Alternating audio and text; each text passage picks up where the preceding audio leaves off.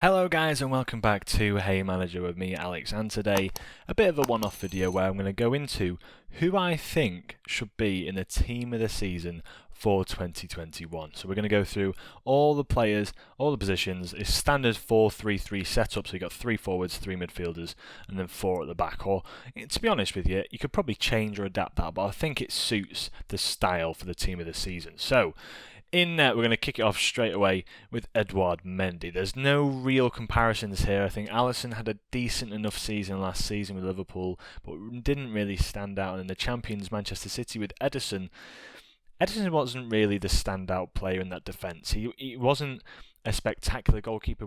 You weren't talking about him each week with how spectacular his saves were. For me, though, Mendy, some of the games he played, he completely saved Chelsea's games. He absolutely saved, and the amount of clean sheets he kept after coming in, the way he adapted so quickly, he's just such a physical presence now. And there's been a few flops towards the start of this season, but things that didn't go in his favour, just deflections and stuff. But to me, this man just saved Chelsea's skin so many times, and in the Premier League itself, he's been absolutely phenomenal. So I forgot to put him in straight away in that goalkeeper position. Then to kick it off as well, to partner him, a man from Chelsea as well, at right back, Reese James. Reese James came onto the scene, and I really, really like Reese James. Plays that right wing back position, but can also be moulded into like a right back position. He's really strengthening his ability going forward. Defensively, he's really, really good. But going forward, the amount of overlaps he makes, the crosses, the goals, he's scoring goals now, which is key for Chelsea as well.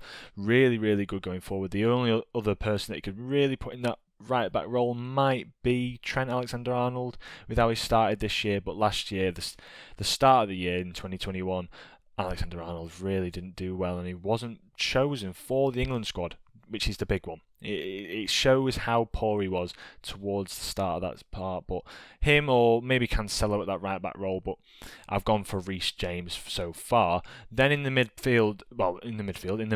centre back positions, Rudiger and Diaz, or Rudiger and Diaz, should I say. These two, Rudiger has to be put in there because the Chelsea back line, Rudiger to start off this season anyway, in the 2021-22 season, really, really good. And then Diaz, he was one of the standout players for Manchester City. There was no one beating him towards when City were winning that title last year, the start of 2021, should I say. Really, really good player. Unbelievable to come in and just be such a presence. I mean, there was players that you could put in there. I'm trying to think of other players that were so good in defence. Van Dijk missed out the start of the year, as well as the fact that this year hasn't been too great. Other players, I just can't even think of many other players at centre back who have been so solid compared to Diaz and Rudiger. So those two have been in there. And then at left back, I've gone for Cancelo. Cancelo has to make the side, and there weren't that many left backs that were great this year. Andrew Robertson, decent enough player, but Liverpool just they didn't really click last year defensively, and you could tell that by where they finished in the table. Then this year, it's been a bit of a struggle so far as well. But left back wise, Luke Shaw was maybe a contender, but just hasn't started off the season fantastically for United. But Cancelo was a standout. He's an obvious player that has to be in the side, and I think choosing him at left back and then having another right back, because he does play that left back role very well, because Walker plays at right back. I think he just has to be chosen. Now then, we'll move on to the midfield three. Now you've got to cast your mind back quite far for this first one. I've gone for Gundogan. Now Gundogan, he started off the season pretty well. He started off the season very well, in fact, but then you look at how well he started towards the start of this year. He scored 13 goals, I think, altogether last year, 11 or 12 of which were after the new year. So from January until May, this man scored 12 goals, which is unreal. 2 goals a month, near enough. A lot of assists to sort of follow that up. I think 5 assists as well. He just came through and was like that false nine, that striker they needed, that sat in, that striker come centre forward role for them. That because obviously City didn't have a striker at that point, so he fulfilled that role and he was flying. He was unreal, and he started the season pretty well as well, playing very good football. I think you have to give Gundogan at least a bit of credit and put him into this side for how well he played in that striker come centre forward position. But he sits in that midfield position, that's because that's where he plays. And then I've put in there to partner him Mason Mount. I really like Mason Mount. I think his play goes under the radar. We put Kante in the other year. He doesn't score goals. He doesn't assist. But Mason Mount, he does everything that Kante really does, but obviously not as effective on the defensive side. But going forward, this man is phenomenal. This man, the assists, I go on about it a lot. Shot creating actions that he creates, like the key passes, the passes in behind. Drifting out left and getting crosses in, being able to run back, the amount of effort this guy, he plays every 90 minutes, plays near enough every game for Chelsea now. He is a star-studded player in that Chelsea side, and I mean the way he just plays is unreal to me. I really, really like this player. De Bruyne obviously not making it ahead of him, but there is no other option in this CDM role that I've not really just picked up on yet. But Mason Mount for me has to be in this side. There's no one else that really could cut the mustard. Henderson was injured for a long time. De Bruyne didn't have a fantastic year. Pogba just not brilliant. And then you look at other players in the midfielders, they're just not cutting it above the level that Mason Mount has been at. And then in that third position, we're going to go with Declan Rice. I don't think anyone can argue this. This man, West Ham, how they went on a surge towards the end of last season, absolutely dominant in that midfield. Him and Souček. It was between him and Souček. I couldn't pick between Declan Rice or Thomas Souček. It had to be Rice because of the way he started this year. Oh my, he's like another level. His level was here and he's just gone even higher. West Ham having a fantastic start to this year. They got Europa League football last year. I think they finished 5th or 6th. I think it was 6th in the end. So they got Europa League football, and this year they're looking to go and get European football yet again. Whether or not it's Champions League, I don't know. But West Ham having a great start to this year. Declan Rice has to be in there. His defensive ability, the way he brings the ball forward, progressive carries is another one that's going to be big in the stats universe. Really, really good player. Fantastic player, Declan Rice. On the left-hand side now, we're going to go for the forwards. We're going to go with the left wing position first, because it's not as obvious. I've gone for Heung-min Son.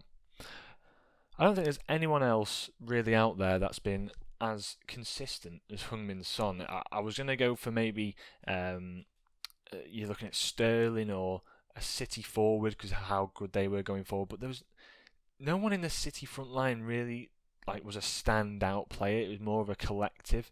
But Heung-min Son, the way he started and was carrying on in January through to the May was brilliant with Harry Kane. Harry Kane obviously not really getting the gas going, and then the start this year, Tottenham, Harry Kane had an absolutely abysmal start, but for Son to come through, and I think he scored very important goals. He's been really great going forward. Credit to him. I think he deserves that left wing position. Mane maybe could have gone above him, but I just don't think Mane has that impact as Son does in that Tottenham side. Whenever he starts, he tends to get an assist or a goal or really be key for them. So for me, Son has to be that player. Then on the right hand side, I think we all know who this is. It's Mohamed Sallar. Sallar goes in that right wing role. He's just so good. He's just so good. The way he started this year, the way he ended last year, he just carries on playing so well. And I mean, he'll probably miss out Monday, the January of this year and a bit of February for the African Cup of Nations, the AFCON, but he'll still probably end up towards that top position. You're looking at maybe 23, 24 goals this season. He's been absolutely sublime so far. Then the striker role. I don't know who to put here. I'll be honest. There's been so many players you could put, even Foden in there, but I don't think he turns up in big matches, but he disappears in the smaller ones. There's games where he just doesn't show up at all for me, Phil Foden. As I said, De Bruyne maybe is in that centre forward role. Vardy, but he just didn't really step up to the plate. Iheanacho had a great end to the season last season, but so far this season he's just ghosted. Just no one's really played that well. I'm trying to think of other players. United haven't had a fantastic standout striker. Ronaldo, I don't think what he's done so far really credits him to go in that striker role. So for me, it's the man himself. It's Michail Antonio. I think what this man does for West Ham is so important. You look at Jared Bowen, how he links with him so well. The players off the left, how he links with them. The hold-up play, the ability to score goals in big matches. He's such a workhorse in that striking position. and he's probably the only striker for West Ham, so he plays pretty much every game. Every game he scored. I think he was top goal scorer with 8 goals at one point in the league. He was just absolutely sublime. Absolutely sublime, Antonio. And towards the end of last season as well, really, really good for West Ham to get them keep them going as well. He scores goals, he assists goals, he holds up the play. He's just an out-and-out brilliant target man. Come just complete forward for West Ham. So I think he has to be mentioned in this side as well for how well West Ham played so far last year. So as you can see here, 4 Chelsea players in this side. 3 City players, maybe could have been more, but I just don't think there's been another outstanding player for them. 2 West Ham players, then the Liverpool and Tottenham player, respectfully. Yeah, surprising that there's no United players in there. I'm trying to think about Fernandes, but he's just not really been. He's really been poor the second half of the year. Really been poor. But Mount and Gundogan for me, just been consistent. Rice been brilliant throughout the year. Son on the left, Sallar on the right, Antonio up front. Antonio, underrated underrated striker for what he does. Cancelo's absolutely fantastic. James, unbelievable going on that right hand side. Rudiger and Diaz, solid as a rock in that position. And Mendy, the shot stopping ability, the command he has in the area, just unreal. So yeah, that's my team of the season. That's my ultimate team of the year. Team of the year, should I say. I think that's a brilliant team for highlighting 2021. If you disagree with me, let me know down in the comments. If you do think I've hit the nail on the head, just let me know and leave a like on this video.